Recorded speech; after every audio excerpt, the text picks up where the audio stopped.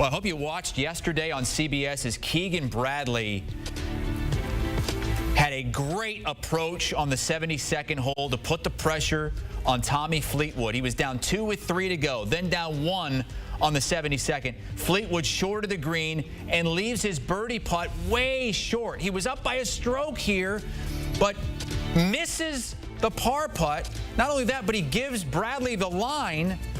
And after Fleetwood taps in, Keegan Bradley is going to complete a thrilling comeback at his home event.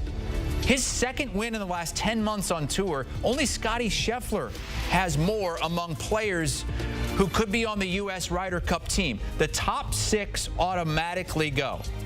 And as we know, Keegan Bradley is the captain, Captain America. He's number 9 now, and he's up to number 7 in the world rankings. The last time we had a playing captain, Arnold Palmer in 1963, but it's getting very real for Keegan. To be honest with you, I never really planned on playing. I really wanted to just be the captain. I really felt strongly about that. You know, I want to serve the guys. They asked me to do a job. I want to do it to the best of my abilities. Now with the amazing vice captains that I have, and I have a better perspective of, you know, playing in the President's Cup and being around a lot of the guys, I feel a lot more comfortable if I went that route. Mark Immelman was on the call yesterday on CBS. Mark joins us now on HQ. We're about 3 months away from the Ryder Cup, Mark, which is in the United States, in the New York area. We're about 2 months away from pinning down who's onto the team. But as you see it right now, is there any way that Keegan can keep himself off this team even if he doesn't finish in the top 6? You know what, Chris, if you had asked me this question about 48 hours ago, I would have said, yeah, probably. But after the way he played yesterday against Tommy in the final group there in front of his home crowds, it was almost a harbinger of things to come with the Ryder Cup in late September. So no, as far as Keegan goes, I mean, how on earth do you leave the world's number 7 off the Ryder Cup team, given this team and how they look wildly different to what they did in Rome? I mean, listen to these names: Wyndham Clark, Brian Harman, Max Homa, Sam Burns, Ricky Fowler, Brooks Koepka, Jordan Spieth. They were on the Ryder Cup USA team in Rome. Right now, the way things are sort of panning out or projecting, likely for those guys not to be on there. So you got to have some sort of stalwart. You got Scotty, you got Xander, you got Bryson on there, JT and Colin Morikawa almost are guarantees.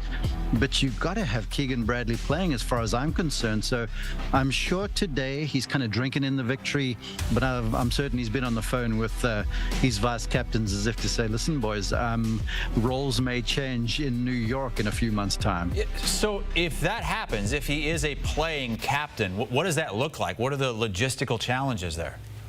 Well, you referenced the last playing captain was Arnold Palmer, and to be really honest, the Ryder Cup back then was very different to what it is now in 2025. The captain's duties are all-encompassing, not just pre-tournament, but during the tournament as well. So you've got, you know, media to answer to, you've got players to lead, you've got players to motivate. And I would say the captaincy job is way easier if the team is leading. It's a lot harder if the team is down, and especially if the home team is down, because then you have all the questions to answer. So I would say, as far as a man motivator, Keegan is a master. He bleeds red, white, and blue, but the influence will still be there in the locker room. So he may be a playing captain, but after hours, you know, in the team bus, in the hotel, I'm sure he'll still be pretty vocal, if indeed he does play. Arnie was almost perfect as a player when he was captain in '63 as a captain player, 3-0-1. But as you mentioned, it was different back then. You've said you think Keegan needs to be on this team. Who would be on your Ryder Cup teams right now? For the USA, I think the top 8 are non-negotiable. Scotty, Xander, Russ Henley, Bryson, JJ, Colin Morikawa, Justin Thomas, and Ben Griffin. Then there's Keegan at 9. Harris English, I had him for a round yesterday. You can't leave him off. He's just too reliable. Maverick McNeely, the way he putts, and match play is a putting contest. You got to have Maverick on. Now, I reached down and I grabbed Patrick Cantlay from outside the current 12. I leapfrogged him over Andrew Novak, because remember Rome? Cantlay was the strong man. Cantlay was the anchor for the United States team, and he was the guy that got up in the face of one Rory McIlroy, if you will remember. So I feel like some veteran in Cantlay, adding him to the lineup, if I was captaining, I'd definitely go to Cantlay for the United States. All right, 2 months away or so from finding out who is on the Ryder Cup team. Ryder Cup is about 3 months away. Mark Immelman with us here on HQ.